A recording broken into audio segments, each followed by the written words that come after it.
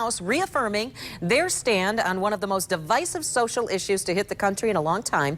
The Obama administration issuing a directive opening up bathrooms and locker rooms in public schools and colleges to transgender individuals. 24-hour News 8's Joe LaFurgey talked to local educators about this move. Joe?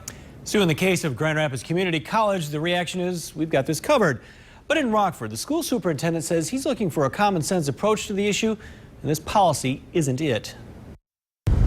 We see this as consistent with Title IX, and quite frankly, we see this as the right thing to do. On the campus of Grand Rapids Community College, transgender students are called upon in class by the name they identify with, not necessarily their given name. They can use the bathroom and locker room they feel best fits their identity, as opposed to the one assigned to their gender. The goal of the policy, adopted last August, is to give transgender students a comfortable, safe learning environment. We don't want you to come back to school and try to focus on math or chemistry or English and not feel safe on campus.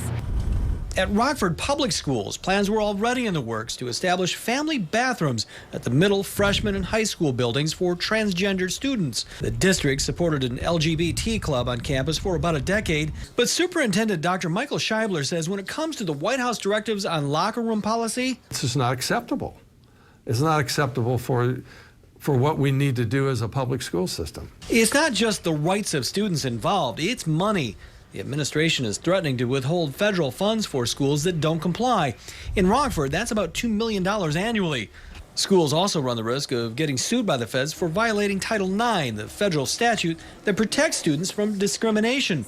But Scheibler says there's a lack of common sense in the locker room argument, and he uses an example of a group of 14-year-old girls in a locker room. And a boy walked in there because he felt he had the right to be there because in his mind he believes he's a girl.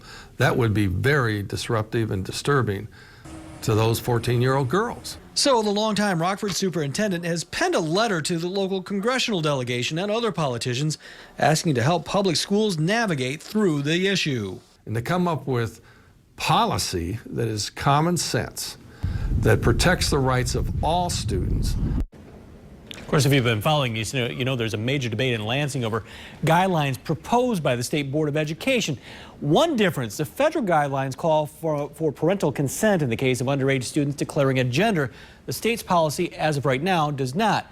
State Superintendent Brian Winston released a statement saying the board will review federal guidance and see how it aligns with the state board's draft guidance. Joe LaFurgey, thank you.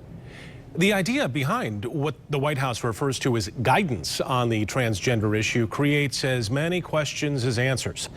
24-hour News 8 political reporter Rick Alvin now with a look at some of the possible ramifications. Rick. Well, Brian, the White House views this as a clarification of Title IX, but those who oppose it say the move is far broader than that, and the president lacks the authority to expand or clarify a rule in such a manner. The larger question is, how would the federal government enforce this mandate, and what would schools stand to lose if they don't comply? In Michigan, school aid fund is about $14 billion, current year $13.9. And if you take a look at that big green spot there, 87% comes from restricted sources like sales and income tax. About 65% of all of that money comes from those two sources. The federal component is $1.775 billion this fiscal year. That's about 13% of the big pie. So theoretically, if the president's edict goes forward, that money could be withheld for noncompliance, but it seems unlikely unless every school in the state were deemed to be out of step with what the administration wants. The real question is much more about what happens next. Congress could act or sue. They may do both. States could challenge the issue. Some will. So could schools. Ultimately, it's going to end up in the courts, and if it does, it's going to take it a while to sort out.